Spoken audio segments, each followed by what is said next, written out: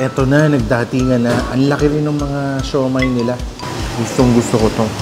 Alam mo, in effect, para siyang vegetable dish na sobrang daming laman. Kasi may mga pechay-pechay eh. At ito na yung jumbo pao na sinasabi ko. Sobrang pag nasisilip nyo, sa pagkakaalala ko, nag-enjoy ako dyan. Simpleng Chinese food, pero sa Quezon City naman. Meron kami na pagkakatuwaang lately na pinupuntahan.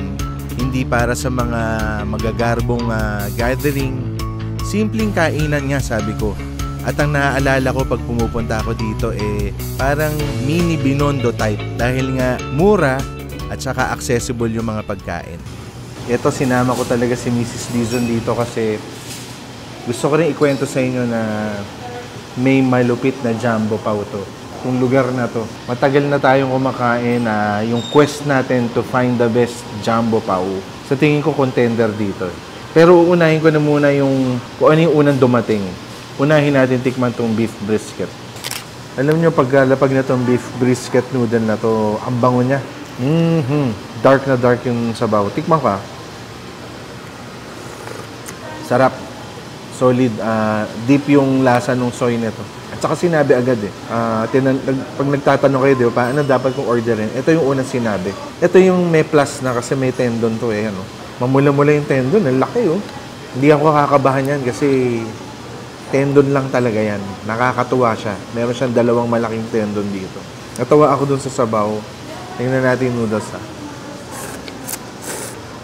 Good. Sarap siya. Alam nyo, kakaagatan ko na tong napakalaking tendon na to.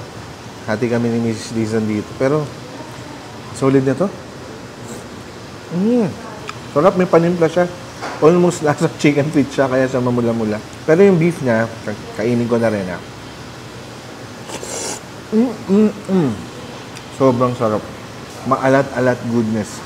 Yun ang brisket. Ang sarap nun. Officially, gusto ko tong brisket na to.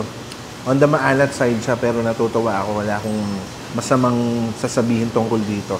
Maseba-seba yung pakiramdam ng bibig ko, pero nagugustuhan ko yun. Eto na, nagdatingan na. Ang laki rin ng mga siomai nila. Plump siya, ayan mabigat sa buhat ng chopsticks. At ito na yung jumbo pao na sinasabi ko. Sobrang pag nasisilip nyo, sa pagkakaalala ko, nag-enjoy ako dyan. Ito naman yung hakaw nila Basic lang naman yan. Hindi siya kalakihan. Pero dito ako natutuwa. Dito sa gulay na in-order namin. Buddha's Feast. Kasi ngayon ko lang nakita yung pangalan na yun sa menu. So in-order ko, napakarami nga niyang gulay. At yung dalawang dish na nandun yung pangalan, in-order ko itong hinchon na rice topping, special nila. So mukhang halo-halo, a mix of everything ng kung ano man na feeling nila special, nilagyan nila ng fried egg. Tapos yung congee, imbis na halo congee, hinchon ang din na congee special yung in-order ko. Assorted din yan, parang solid din. Maraming laman. At last, yung kikiam nila, parang kasi tinanong ko, pati ito, gawa rin nila. So, in-order ko, gusto ko malaman kung ano yun. Pero meaty nga siya, meaty. At saka crispy and flaky yung labas. Okay, simulan ko na tong hinchon special, yung rice version. Kasi meron ding hinchon special na congee. Meron siya yung parang starchy na sabaw. Malagkit-lagkit. Feeling ko manamis na miss to. Feeling ko lang. Pero titikman ko na yung sabaw. Pinaunahin ko. Sarap. Hindi siya manamis-namis. Sobrang savory. Teka lang, isa pa. Lasang ginisang masarap. Sobrang sarap. Ito, kumuha ko ng hipon. Sarap ng lasa. Sabaw pa lang. Gustong gusto ko to. Alam mo, in effect, para siyang vegetable dish na sobrang daming laman. Kasi may mga pechay-pechay Ang sarap nung huling kain ko nung hipon. So, nagtatalo yung lasa nitong dish na to na porky, seafood, ganyan. Pero ultimately, yung lasa nung gisa, yung sobrang sarap dito. Ito pa lang, sa tingin ko, pag umunta ka dito, orderin mo tong rice na to. Sobrang solve ka. Hindi ko lang alam kung asado talaga to, pero ito yung pork. Ano yung asado? Gusto ko tong dish na to. Ang ano ko lang, yung chili garlic nila, oil lang siya. Wala yung talagang actual na mga chilies. Pag nagpunta kayo, sinisirip ko yung kabilang mesa, parang oil lang siya. Pero to give credit, malasa naman siya. Sarap kainin. Alam nyo, nagko-crossover ko na to sa siomai. Malaking siomai. Yan o. Bagay dito sa special rice na to. Ito yung siomai na hatiin mo pa kasi masyado siya malaki pag kinain mo ng isang buo. Unang tikim. Wala munang sausaw. Nangangailangan siya ng chili garlic. Ako lang. May tamis-tamis ng konti yung siomai na to. Pero para palabasin natin yung lasa, lagyan pa natin ng may toyo element. Okay. Sa akin, gitna lang yung siomai. Hindi ako blown away. Mas blown away ako dito sa rice meal na to. Sarap talaga. May konti spicy to eh. Malasa yung ano niya, yung sauce niya na to. Oo. May na malasa. Parang umami. Gusto ko yung lasa niya. Salty. May chicken din, no? We have chicken. May chicken, may shrimp. May shrimp. Lechon kawali. So, malaman pala tong ano na to, dish na to. Yung rice topping na to. Complete meal. Poultry, pork, seafood, by shrimp. Kasama yung shrimp. Eto, nandito na naman yung pangalan ng restaurant. Hing Chun Special din, pero congee version. Pag special, nandun lahat, di ba? So, eksakto na palambot ko na yung parang taco na ano nila. Maganda yung nag-absorb ng ano yun, ng kanin yan. Kung natin to, wala munang ako inilagay. Uy, okay. Kasi, may hint ng sesame oil, gustong-gusto ko. Dito bagay ang kikiam. Try natin yung kikiam nila. Pansin ko kahit anong kikiam naman, nagugustuhan natin, ano. Masarap siya, mabango kasi ang kikiam talaga. Sarap. Bagay na bagay sa congee. Pwede. Mura pati. Pansin nyo yung mga dim sum dito. Chicken feet, yung mga siomai, yung kikiam. 400 plus lang. Mura. Ako dahil mahilig ako sa congee. Trip na trip ko to. Bihira, madalang naman ang magkakamali sa congee kasi kailangan nyo lang yung maganda yung pagkaluto mo nung base mo ng lugaw. Yung puting-puti. Tapos yung you work around it, dapat lang comforting talaga siya. Katulad nito, napakasarap lang. Okay, hindi siya masyado hindi siya masyado yung malapot na congee. Okay naman siya. Gusto ko yung ganitong type, hindi masyado super mabigat. So tama lang ang yung consistency mo. Okay yung congee. Papunta dito, nagkwento ko kay Mrs. na may nakainan ako na natawa ako sa Jumbo Pao. Ito yon. Pero I have to be honest, parang nung unang punta ko, feeling ko lang hindi ko alam kung accurate ako na tao. Feeling ko mas malaki yung unang in-order ko. Pero ngayong hawak-hawak ko na siya, mabigat naman.